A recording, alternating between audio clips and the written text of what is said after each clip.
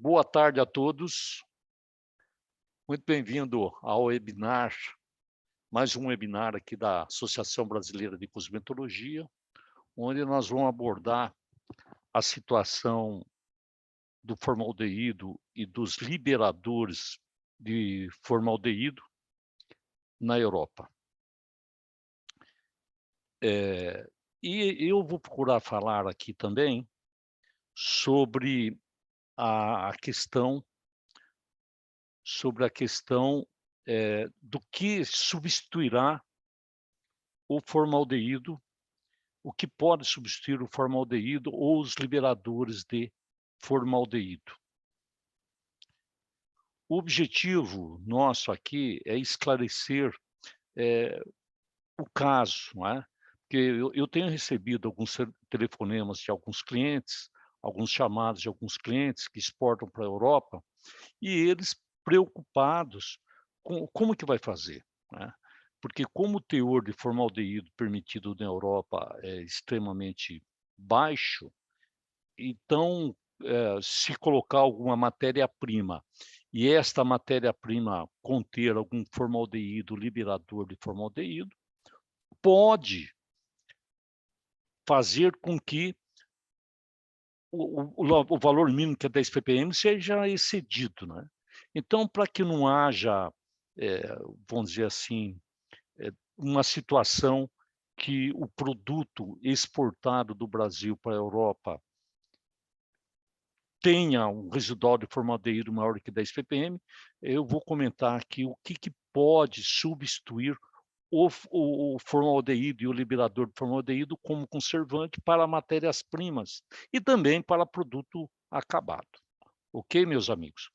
Vocês certamente terão perguntas, questões, então eu vou pedir para vocês para que façam as perguntas e a minha ideia é responder no final a essas perguntas, que vocês estarão fazendo, e eu espero aí responder aí à altura aí o chamado de vocês, ok?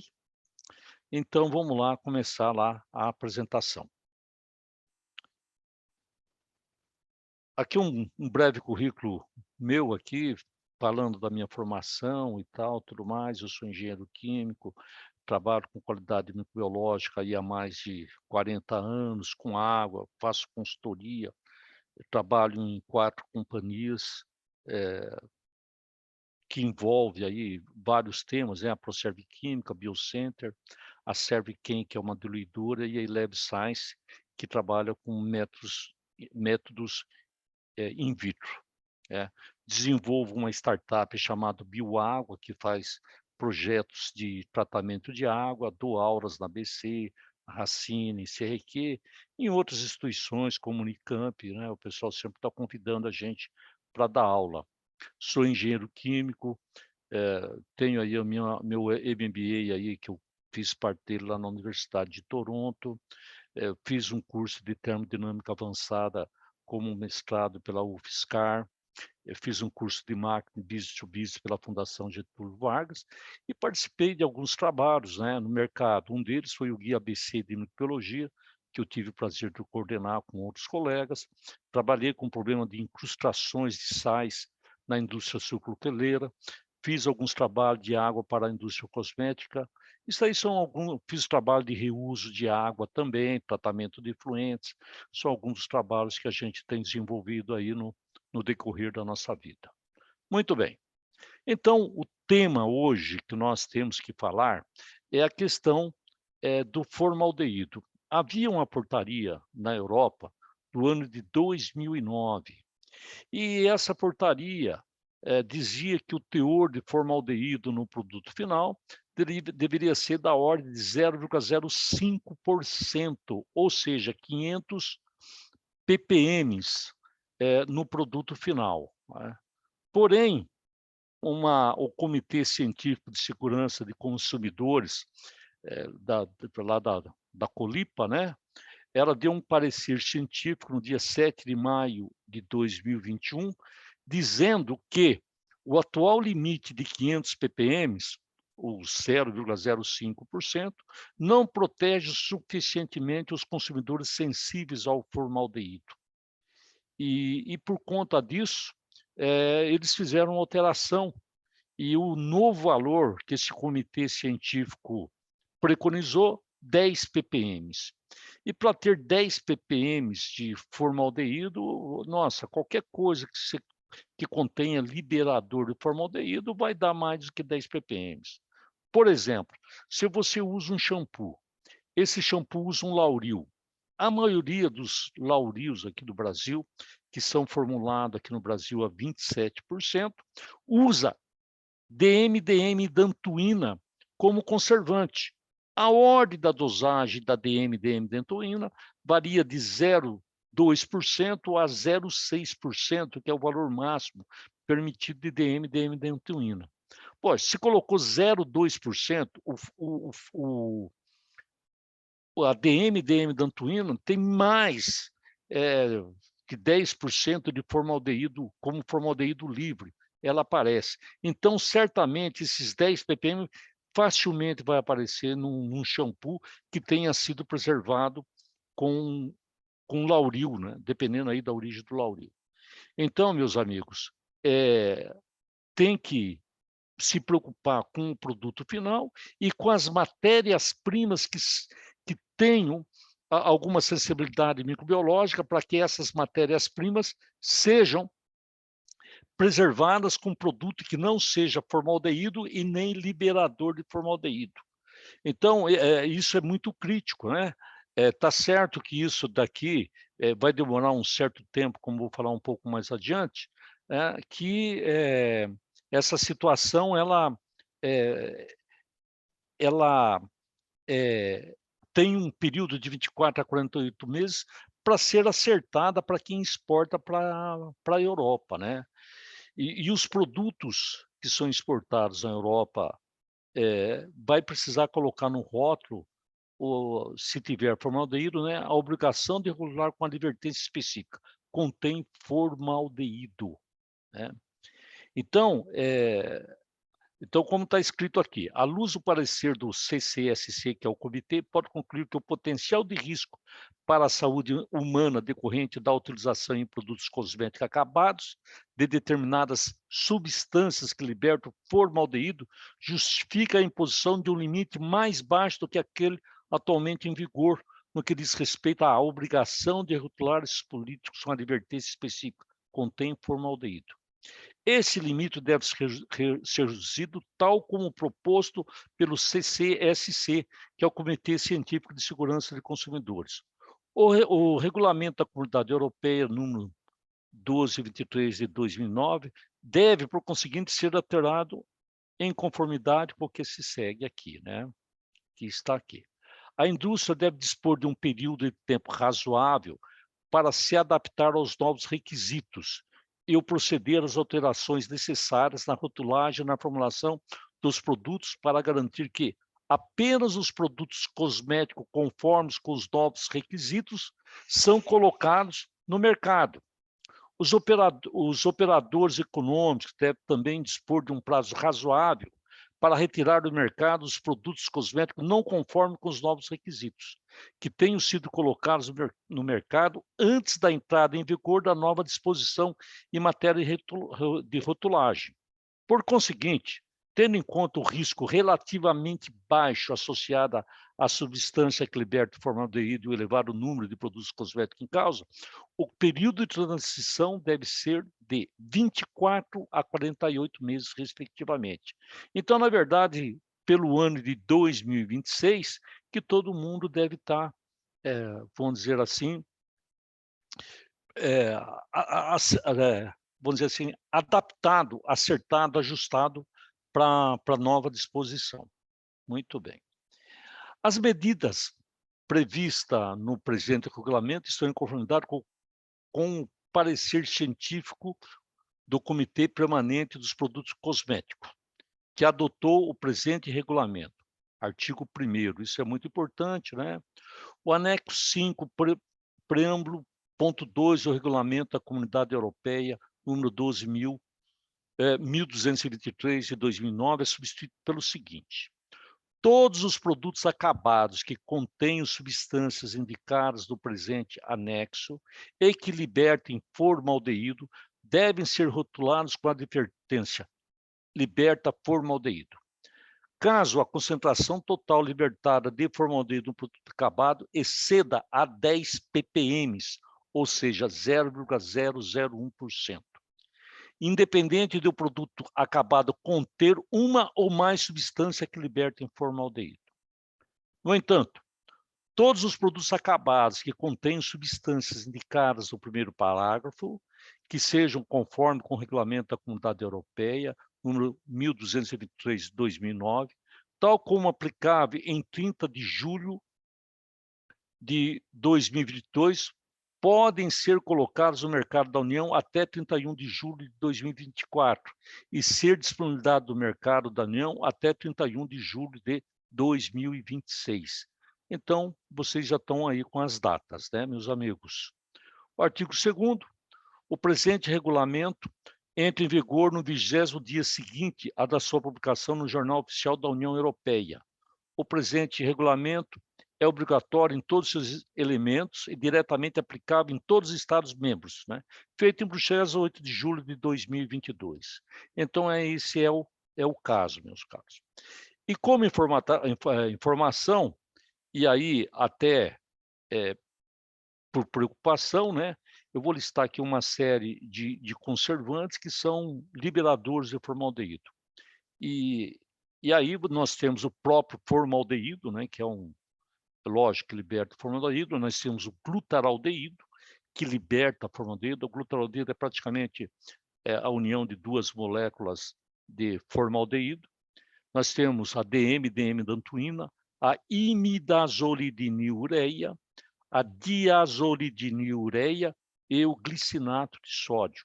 O glicinato de sódio liberta formaldeído uma quantidade muito baixa, da ordem aí de 50 ppm.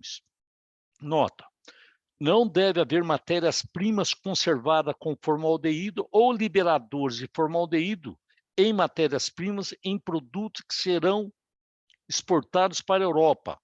Por exemplo, o lauril. Então, se eu pudesse dar uma recomendação para quem exporta produto para a Europa, é fazer uma avaliação. Tem uma metodologia simples para saber se o produto contém formaldeído ou não. Então, eu recomendo que para o pessoal que exporta para a Europa, e eu acredito que isso vai começar a ser uma exigência também, que haja uma avaliação se aquele produto acabado tem formaldeído ou não. Muito bem. E a situação no Brasil, como fica? Até a pedido do nosso colega João Hansen, ele recentemente até falou comigo: Sebastião, o que é que você vai falar lá e tal? É importante falar de como está a situação no Brasil, coisa que eu vou comentar agora, né? Aqui no Brasil não há previsão de mudanças. E caso haja, obviamente, haverá tempo para a adaptação. Há discussões em torno do formaldeído em Brasília e no Cone Sul. Isso já é de longa data, essa discussão, né? Então, mas aqui no Brasil, a coisa não deve mudar nada. Eu acredito, obviamente, até por conta do Cone Sul, por conta aí das blogueiras e tudo mais, que vai haver pressão para que haja essa mudança. Isso é natural, né? Mas é muito importante esclarecer. E tem um ponto que eu sempre costumo dizer: por que aqui no Brasil nós nunca tivemos nenhum caso relacionado com conservante de uma maneira geral? Há alguns conservantes, como a dibromoglutaronitrila, que já foi impedido de usar aqui no Brasil, porém nós nunca tivemos nenhum histórico de problemas com formaldeído aqui no Brasil. Por qual razão? Simples. Nós temos um hábito cultural, por conta da nossa temperatura, e umidade e tal de ambiente, nós temos o hábito do banho diário. E este banho diário, obviamente, diminui o tempo de contato dos produtos, principalmente aqueles que permanecem sobre a pele, diminui o tempo de contato. Então, na Europa, naquelas regiões frias, o pessoal toma banho lá, demora lá, às vezes, 2, 3 dias para tomar banho. E aumenta o tempo de contato do produto com a pele. E esse tempo de contato que vai aparecer uma série de problemas. E nós não temos isso aqui no Brasil. O pessoal pode falar: "Pô, o Brasil é resistente à mudança". Não é que nós sejamos resistentes à mudança. Os nossos hábitos nos ajudam a não ter problema com produto dessa natureza. Ok? Muito bem. Bom, tendo colocado isso, eu quero comentar aqui com vocês de alguns produtos, né, que surgem como alternativa para ser usado para preservar matérias-primas e produtos acabados, obviamente, né. Eu tenho sempre aí esse quadro falando de alguns produtos, e muitos desses produtos aqui que eu estou listando aqui, com exceção do parabeno e do fenoxietanol, são produtos que pode ser usado em produtos de origem orgânico, natural, vegano, e pode ser usado também, para matérias-primas, para preservar matérias-primas, né. O mundo está indo nessa direção. Na verdade, nós estamos tendo até uma certa transferência de muitos conservantes que são usados na indústria, alimentícia, como o benzoato, ácido benzóico, sorbato. Esses produtos são usados na indústria alimentícia, está sendo usado em produtos orgânicos naturais, porque a gente tem aquela preocupação para não atuar contra, o microbioma da pele, aquela coisa toda. E realmente esses produtos, eles têm uma nobreza maior em termos, de respeito ao nosso microbioma, né. Então eu tenho aqui, por exemplo, o ácido benzóico, seus sais, o álcool benzílico, a etilexilglicerina, que nem é considerado um conservante, né, o benzoato o benzoato é considerado um antioxidante também. Nós temos os parabenos, que tem aquela polêmica toda sobre os parabenos, e na verdade nós ficamos aí sem risco nenhum, isso de acordo até com o CTFA, de 4 parabenos que são extremamente seguros, que é o metil, propil, etil e butil. Tá certo que há uma pressão enorme aí, principalmente do pessoal aí da imprensa, dos blogueiros aí falando: "Ó, não queremos parabeno", mas butil, etilbutil, propil, metil, esses produtos são extremamente seguros, né, dentro dos níveis de dosagens, não há risco nenhum. E quando você combina esse produto, por exemplo, com fenoxetanol, a quantidade de parabenos na formulação é extremamente baixa, né, e pode usar sem risco nenhum, né. Aí vai de obviamente de cada fabricante, mas os parabenos, o fenoxetanol e o ácido sórbico também, que é considerado um antioxidante social, são excelentes conservantes, como estamos olhando aqui na tabela. Para vocês terem ideia, a etilxilglicerina, que nem é considerado conservante, ele tem dentro dos níveis de dosagem adequada, ele tem uma ação superior à dos parabenos, né. A mesma coisa o álcool benzílico em relação à bactéria gram-positiva. O ácido benzóico, seus sais, em relação à bactéria gram-positiva e gram-negativa. O ácido sórbico é excelente contra leveduras e bolores, né, excelente produto também. Então, tudo dentro, do seu uso adequado. No caso do benzoato e sorbato, para eles terem uma ação como conservante, o pH tem que estar de 5,5 para baixo. De 5,5 para cima, eles atuam mais como antioxidante, ok? Mas são excelentes produtos, né. Um outro ponto importante, as pessoas sempre me perguntam assim: "Sebastião, qual é o melhor conservante que eu devo usar?". Quem define normalmente o melhor conservante é o change test ou o teste desafio, né, que dependendo da condição da planta ou de onde é fabricado o produto, ou do tipo, de embalagem do produto final, é importante que se faça, os testes desafio, com uma ou mais inoculação, dependendo da embalagem, é interessante que faça com 2 ou 3 inoculações ou até mais inoculações. Na Europa, a legislação fala que o tempo de vida do produto começa a contar a partir do momento que se abre a embalagem. é lógico, com o tempo máximo de consumo desse produto, né. Então, para a gente avaliar aí as propriedades biocidas do produto, é interessante fazer a avaliação de curto prazo, com 0, 24, 48 horas, observar as propriedades biostáticas do produto no decorrer do tempo, fazer a avaliação com 3, 7, 14, 21 e 28 dias. O número de inoculações pode variar de 1 a 3 ou até mais inoculações.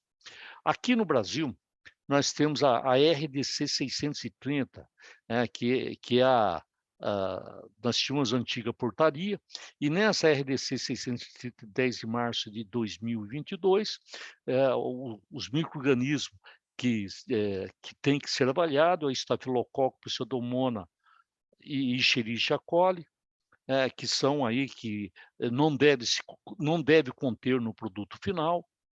A contagem microbiológica para o produto, de grau 1 é 10 a terceira, para o produto de grau 2, 10 a segunda, né. Ah, e também no teste desafio, colocar um fungo como o Aspergillus brasiliensis, e para quem exporta para a Europa está pedindo a avaliação, da Candida albicans também no teste desafio. Avaliar também se o produto tem, se protege contra, Candida albicans. Nesse teste desafio, podendo fazer pool ou não, mas os resultados devem convergir, né, fazer aí a avaliação de bactérias gram-positiva, gram-negativa, fungos e leveduras. Bom, comentando aqui, desses novos ativos e novas tendências ou novas formulações de conservantes, para substituir os liberadores formaldeído ou formaldeído em matérias-primas, né. Então eu tenho comentado muita gente chega: "Sebastião, só o fenoxetanol funciona?". Olha, o fenoxetanol, ele funciona. Porém, o fenoxetanol, como estava mostrando na tabela anterior, ele não é um produto excelente para um amplo aspecto, só por parte desse aspecto de ação. E essa parte do aspecto de ação seria principalmente com bactéria gram negativa, né. Então é muito interessante que o fenoxetanol não seja usado sozinho e seja combinado. Ele pode ser combinado, como até estou colocando aqui, com benzoato de sódio, ou pode ser combinado também com, álcool benzílico, escrevi errado aqui, né, escrevi ácido benzílico, não, é álcool benzílico, deixa eu até corrigir aqui, vai. É álcool, aproveitar, né, meus amigos, corrigir na hora aqui, álcool benzílico, álcool benzílico, tá. Então, corrigindo, álcool benzílico com fenoxetanol também, vai muito bem, né. Então eu recomendo para vocês que esses produtos aqui, eles podem dar uma ação, muito boa, em relação à ação, de uso, né. Eu diria que estaria extremamente bem protegido. Se usar só o fenoxetanol, a não ser que você vá fazer um uso único do, por exemplo, do Lauril. Eu preservei a matéria-prima com Lauril, então eu tenho que abrir o tambor de Lauril e usar rapidamente, porque só o fenoxetanol não vai dar conta. Então por isso que eu recomendo essa combinação. Ah, sim, maximizar a apresentação. Eu estou recebendo aqui um input aqui da minha colaboradora chamada, como é que eu faço aqui? Tá difícil para mim. Sumiu o negocinho aqui embaixo. Espera aí. Oi? Tá, interromper e voltar, né? Interromper e voltar. Ó.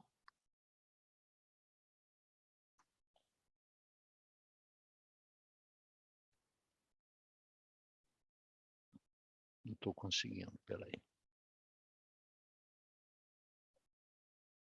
Eu não estou conseguindo aqui, Jane.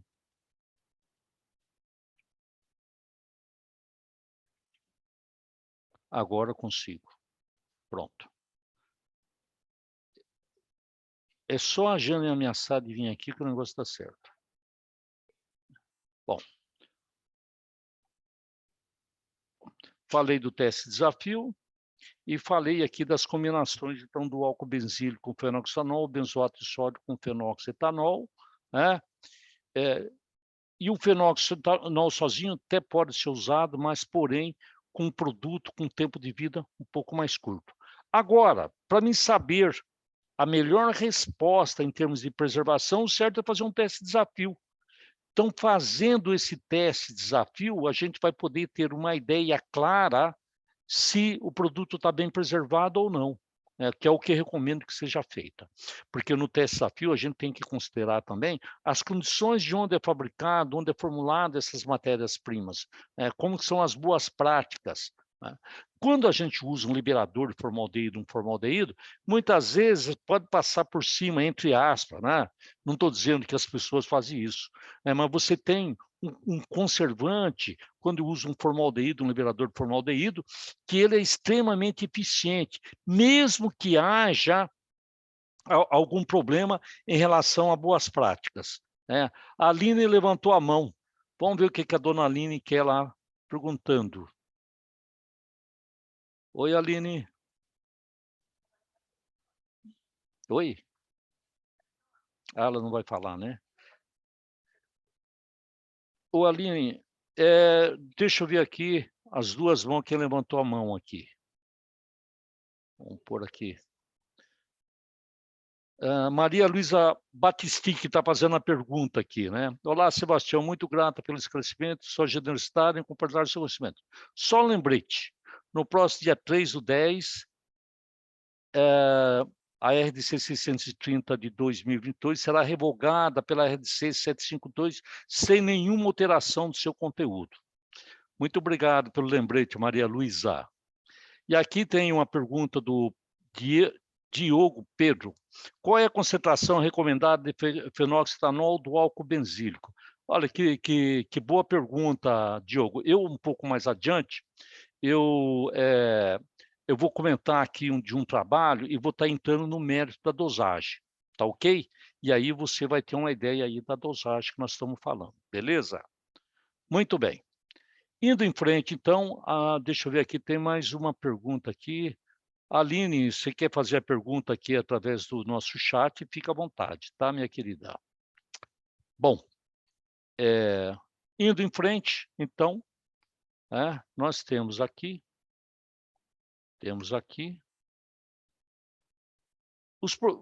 uma avaliação de alguns produtos que eu coloquei aqui, né? Então, um shampoo com proteínas, um protetor solar, um condicionador com queratina, um gel e um shampoo infantil. E nesse trabalho, nós fizemos aqui um pool de micro-organismo e adicionamos ao produto. O produto que dava um bom resultado, a gente fazia uma segunda inoculação. Deu bom resultado, fazia uma terceira inoculação. Quando desse algum problema, a gente parava o teste. Qual é o objetivo? Para saber qual produto suporta mais contaminação e qual seria o sistema conservante mais adequado e o nível de dosagem também. Então, isso aqui é mais como funciona como um banco de dados, até para responder aí a pergunta do Diogo, aí em relação à dosagem. Ok? Muito bem. Bom, essa adição do conservante, que eu chamo de inóculo, né, a gente fazia isso a cada 7 dias. Vamos lá. Tem mais pergunta aqui, vamos ver aqui a pergunta aqui. Sebastião, boa tarde. Nos passe o teu e-mail, por favor, gratidão. Fabíola, vamos mostrar já já. Outra pergunta da Oline aqui, obrigado pela pergunta. O parabeno não possui restrição na Europa? Esses 4 parabenos que eu citei, metil, butil, propil e metil, propil, etil, butil, não tem restrição na Europa. Esses 4 você pode usar tranquilamente dentro dos níveis de dosagem. Ok? Tá respondido aí, Aline. Muito bom. Vamos lá. Então, só para a gente falar aí do teste, da avaliação, tem uma pergunta aqui no chat. Vamos ver a pergunta do chat. Perguntas poderão ser feitas pelo QIA. Tá bom, pela pergunta e resposta. Sem problema, pode fazer lá. Vamos lá, tem mais 3 perguntas no chat. Sebastião, boa tarde. Não, não é pergunta, só falando boa tarde. Boa tarde, Márcia. Vamos lá.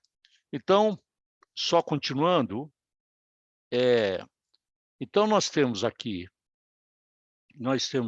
o gel, o shampoo infantil, o condicionador.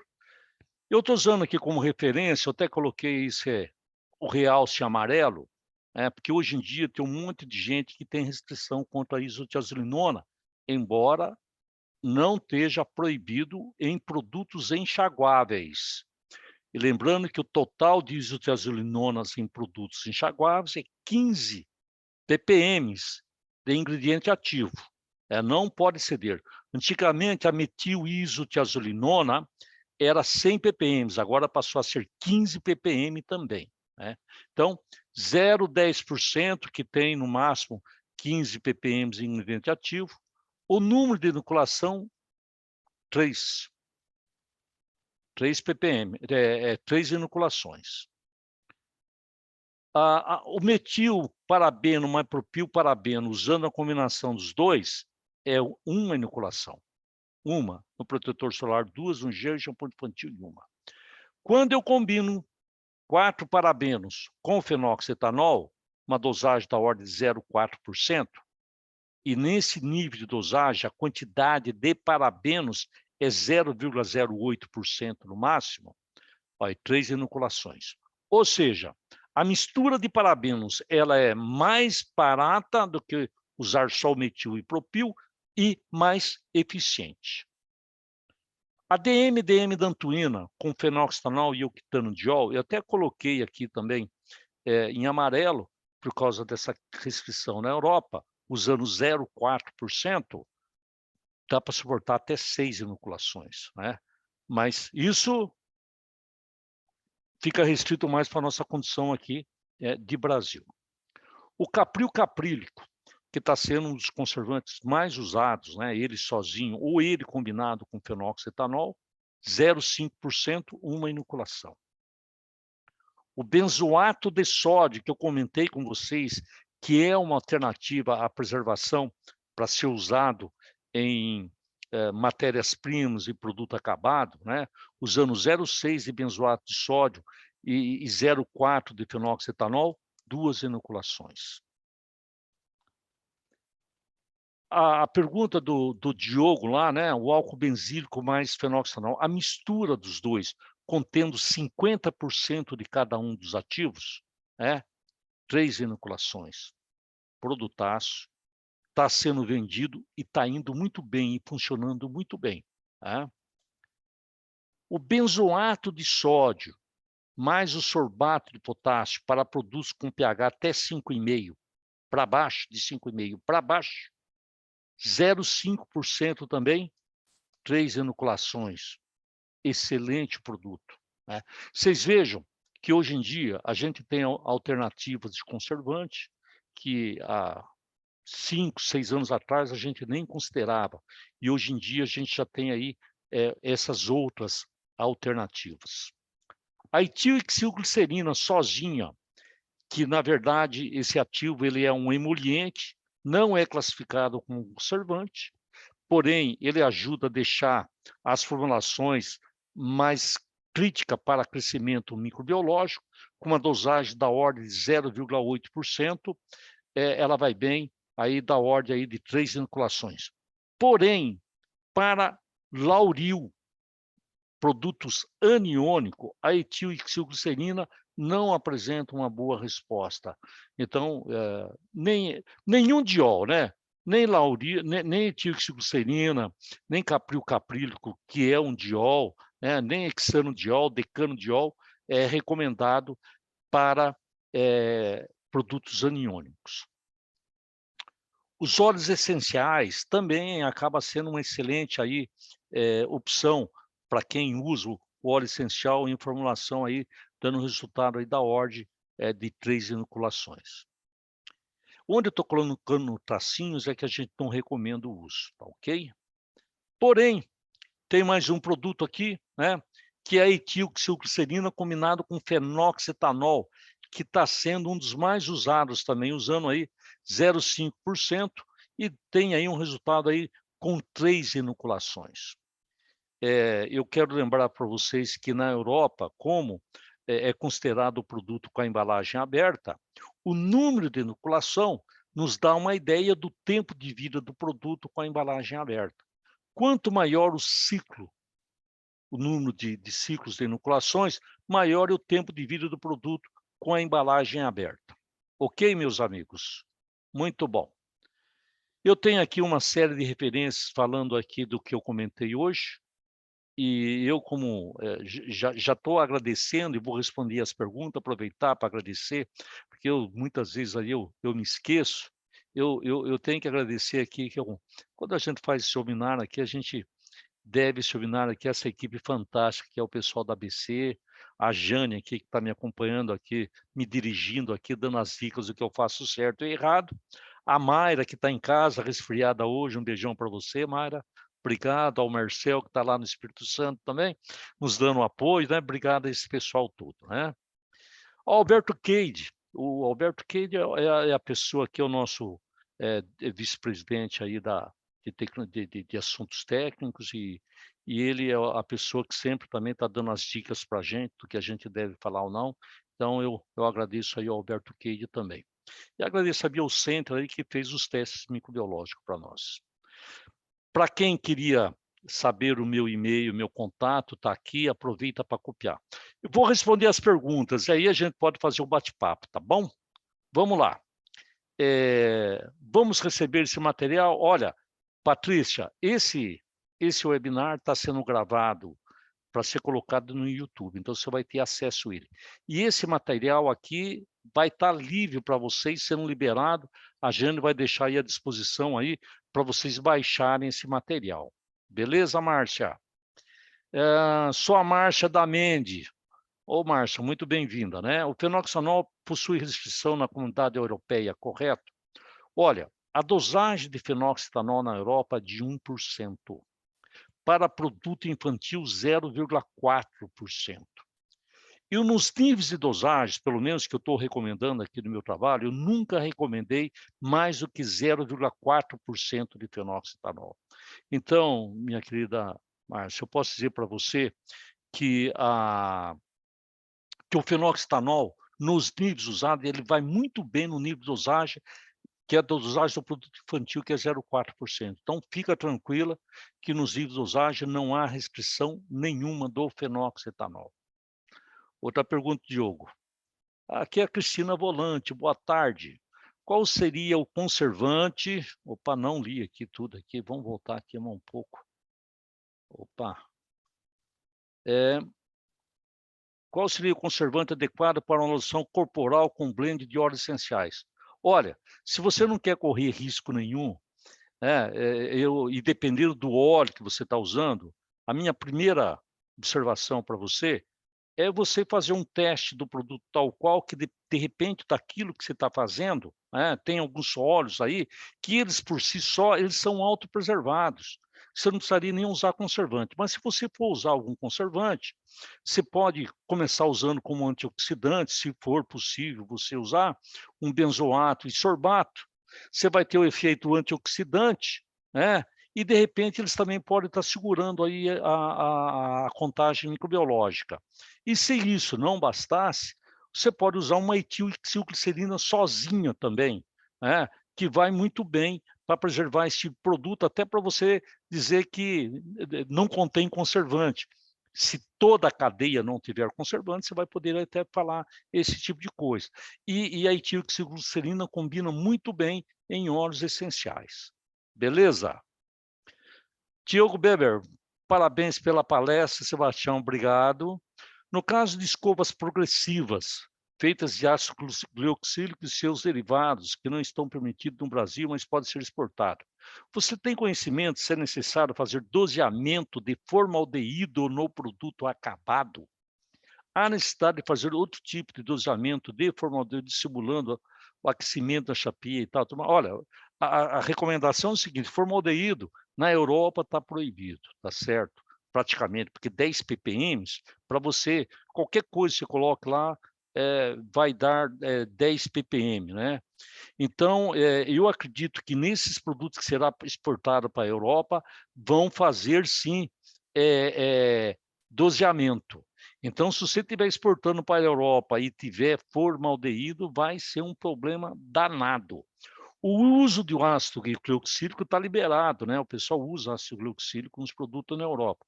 Então, a tendência é que haja uma migração desses produtos que contenham formaldeído para o ácido gliclosílico, eu digo, para os produtos exportados, porque aqui no Brasil não pode se usar nenhum dos dois. Beleza? Espero ter respondido aí, Diogo. Se não ficou satisfeito, volta, viu? Perguntando mais coisa. E aqui eu tenho a minha querida Carla Constâncio perguntando, ela que devia estar falando aqui, viu, Carla? Ô, Sebastião, prazer em ouvir você falar. No seu teste de desafio, você utiliza micro-organismo separado ou em pool? Normalmente, a gente usa em pool, né, por bactérias gram-positiva, pool de bactérias gram-negativa, fungos, bolores e leveduras. A gente faz dessa maneira, Carla. Mas a gente também pode alterar. Há clientes que eles querem usar um determinado tipo de avaliação e a gente segue aquilo que o cliente exigir e pedir. Mas quando depende de nós, da nossa recomendação, a gente faz gram-positiva, gram-negativa, bolores, fungo e leveduras. Beleza, minha querida Carla? Se quiser falar mais, você fica à vontade, tá? Pelo amor de Deus. Se quiser vir aqui dar umas pitadas, será bem-vinda. Maicon Ribeiro, parabéns, mestre, gratidão, obrigado. Patrícia, obrigado. Parabéns, Maria Luísa. Obrigado, Maria Luísa. Os amigos aqui só falam bem da gente, não tem jeito. O Sérgio Oliveira. Pode ser utilizado o fenoxetanol? Opa, vamos voltar aqui. Cadê a pergunta? Pode ser utilizado fenoxetanol e etilglicerina em qual dosagem? Sim, Sérgio, pode. Inclusive, esse está sendo um dos mais usados para preservar produto naqueles com pH acima de 5,5, né? A mistura de fenoxetanol e etilglicerina é uma que está se mostrando aí muito usado pelo mercado. Eu até comentei outro dia com colegas que tem gente que usa também o capril combinado com fenoxetanol. E tem gente também que quer usar o capril com etilglicerina com fenoxetanol. Que às vezes pode haver algum problema de incompatibilidade ou alguma coisa que separa em termos de emulsão. Então, pode acontecer, muito raro, mas quando isso acontece, de repente, aí o pessoal migra para o capril, querendo usar etilglicerina. Mas eu colocaria no primeiro patamar a etilglicerina, no segundo, depois o capril caprílico. E colocaria também a combinação de etilglicerina com fenoxetanol. Por quê? Por causa de custo, né? Quando a gente olha para os dióis, que está sendo uma das alternativas, mas sendo usada aí mais como conservante, por custo, por eficiência também, obviamente, custo e desempenho. Se pode usar a etilglicerina sozinho, eu recomendaria essa. Não, tem problema de custo. Pode usar fenoxetanol, então usa a etilglicerina combinado com fenoxetanol. Reduz o custo e é extremamente eficiente. Ok? Espero ter respondido, Sérgio. Ricardo Gonçalves. Parabéns, senhor Sebastião. Segundo o senhor, a etilglicerina não é recomendada para produtos aniônicos. Então, como a maioria dos protetores solares usa potássio acetilfosfeite, que é um emulsionante aniônico, então a etilglicerina não é recomendada para proteção solar usando esse ingrediente, correto? Não, não está correto, não. Acontece o seguinte, um produto que você usa para a pele, a somatória dos ativos na formulação, o resultado, no caso do protetor solar, normalmente ele é não iônico, tendendo a ser catiônico, porque você, embora você use esse ativo, você usa uma série de outros que têm característica que neutraliza a característica aniônica do cetilfosfato. E por isso a etilglicerina é um bom conservante, sim, para protetores solares. E tem muita gente que usa a etilxiglicerina em protetor solar, ok? Pode usar sozinho ou combinado com fenoxetanol. Respondido, Ricardo, qualquer coisa, retorna aí questionando mais, tá bom? Você tem meu e-mail, se quiser me escrever também depois, fiquem à vontade, será um prazer falar com vocês. O Emílio Cury, Emílio, você é o outro que tinha que estar falando aqui, não eu falando para você, meu querido, tá certo? Qual poderia ser uma associação preservando que teria menor impacto na microbiota cutânea? Poxa, Emílio, a tua pergunta é lógica, ela dá um seminário, né? Dá para fazer um webinar, dá para fazer uma live, tenho certeza seria muito bem apresentado por você falando do tema. Então, o que eu recomendaria, num primeiro instante, se for possível, usar um produto tipo benzoato e sorbato. Eu vejo esse produto com menor impacto em termos de na microbiota cutânea. E hoje em dia já está se fazendo vários estudos, inclusive a gente tem isso como desafio, né? Fazer avaliação, usar pele desenvolvida em laboratório, contaminar ou usar micro-organismos da pele sobre essa superfície e fazer a avaliação dos conservantes. Inclusive, a gente está trabalhando nesse sentido. Espero aí que, para um futuro breve, a gente tenha material para ser apresentado aí nos eventos sobre esse tema.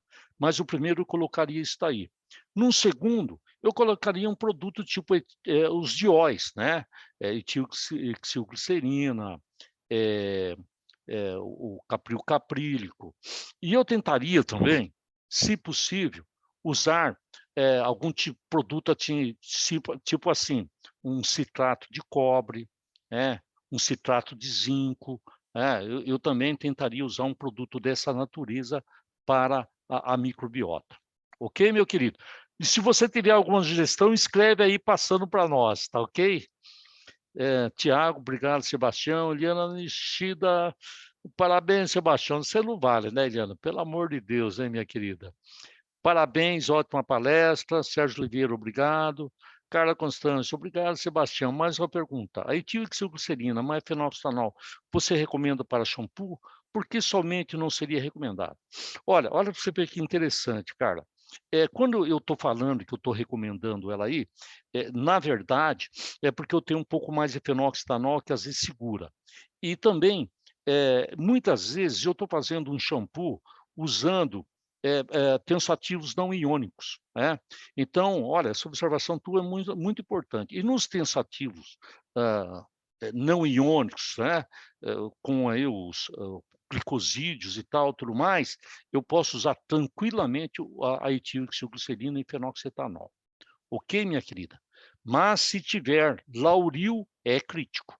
O desempenho não é tão bom. Tá certo? Você tem toda a razão. Beleza? Mais pergunta, meus amigos? Caso não haja, eu deixo vocês à vontade para vocês me inscreverem. Eu citei aí vários produtos, se os colegas quiserem mais boletins, apresentação, discutir, pode me inscrever também no celular, através do WhatsApp, seria uma delícia. Tenho mais observação aqui, vamos ver o que os colegas estão perguntando aqui. Vamos lá. Obrigado. Qual seria, Ricardo? Já foi perguntado. O Emílio também. Tá, eu acho que já respondi tudo. Então, meus amigos, eu vou dar aqui por encerrado aqui a apresentação e eu deixo um abraço para todos, agradeço vocês aí que ficaram até o final e escreva, tá bom? E prestigiem a ABC. A ABC tem uma série de webinars, né? Está tendo um conteúdo fantástico, então prestigiem a casa, tá bom, meus amigos? Um beijão grande para vocês, fica com Deus e boa tarde. Tchau.